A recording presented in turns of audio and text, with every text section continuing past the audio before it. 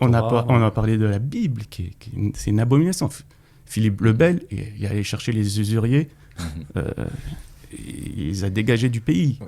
Okay, donc des gens disent qu'il est antisémite.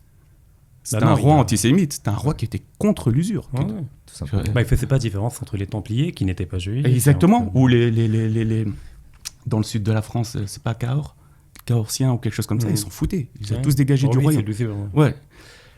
Donc, et après, quand on vient à l'islam, comment est vue l'usure? Et c'est là, tu vois, tu dis, l'usure est vue comme, justement, une abomination qu'il faut combattre. Exactement, c'est une abomination qu'il faut combattre. Dieu annonce une guerre avec son prophète contre les usuriers. Mais il leur ouvre 10 fois la porte. Il y a une sagesse quand même. Quand on regarde le PSA, récupérer, voilà exactement. Ah. Et on peut pas rembourser, mais juste ne prenez pas l'intérêt. Non, même ceux qui ont construit leur richesse à l'époque sur l'usure, on vous pardonne. On vous pardonne. On tourne la page. On tourne la page. Ouais. Et ça me fait passer aux anticapitalistes qui veulent à tout prix tuer l'usurier. Non, il y a une sagesse en fait. Il faut. C'est la logique qu'il faut tuer, pas les personnes. Non, c'est le système qu'il faut tuer. Et aussi, il faut amnistier pour que les gens lâchent du lest. Tu vois. Donc, et en fait, celui qui va me faire le plus comprendre en fait ce qu'est l'usure, c'est saint Thomas d'Aquin. Quand je dis comprendre, c'est par la raison en fait, pas par la foi. Oui. Parce que dogmatiquement, pour moi, l'usure est interdite. Oui. Mais maintenant, il faut la comprendre. Pourquoi Lui dit que l'usure, et c'est incroyable parce que c'est dans le Coran aussi, et c'est de façon très, très... Une fois que j'ai lu ça, j'ai dit mais c'est incroyable, comment j'ai pu rater ça? Mais on n'en parle pas. Personne n'y a pas parlé. Il n'y a pas de... Il dit, saint Thomas d'Aquin, il dit que en fait, l'usure, quand tu regardes bien, c'est le commerce du temps. Ce sont des gens qui sont accaparés le temps et qui le vendent et qui le rachètent. Donc il dit que c'est le commerce du temps et à la fin, par digression, etc., il commence et il dit que c'est le vol du temps. Voilà sa définition de l'usure. Pourquoi il dit ça?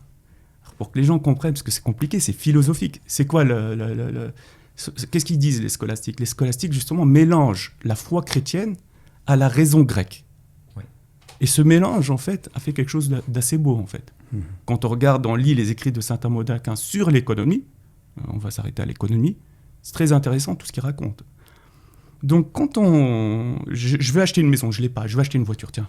Je vais acheter une voiture, mon voisin il a une voiture, ma femme elle me prend la tête, elle me dit pourquoi lui il a une voiture, nous on n'en a pas, je vais acheter une voiture, allez, hop, je vais l'acheter, mais j'ai pas l'argent.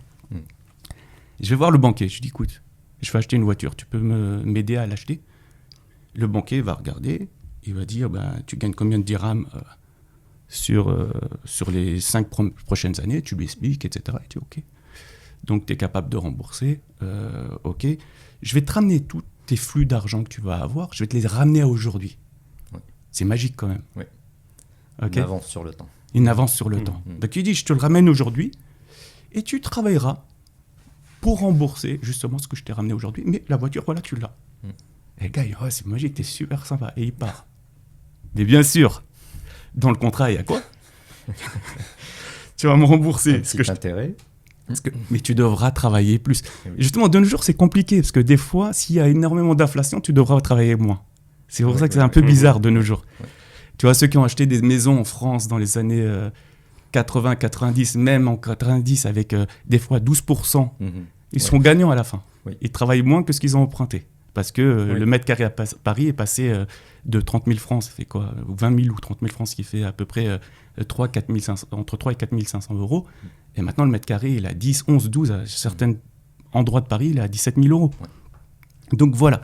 Donc il lui dit, tu me rembourses, mais tu devras travailler plus, me donner les intérêts et me payer moi. OK? Et donc il y a des gens qui disent, oui, mais c'est normal que le banquier soit rémunéré.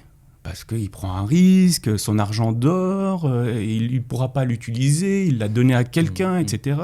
C'est normal qu'il soit payé. Le problème, c'est qu'il faut comprendre un truc. Quand vous allez dans une banque française et que vous vous dites « je vais acheter telle maison à 300 000 euros », en fait, le banquier n'a pas l'argent. Tout à fait. L'argent, vous allez me dire « mais comment il est créé ?» Il est créé au moment de l'octroi d'un crédit. Écriture comptable. C'est une écriture comptable où il dit Alors ça, c'est des bilans comptables, on s'en fout. Il dit au passif, j'ai quoi? Je dois 300 000 € à la société parce que je les ai créés à partir de rien.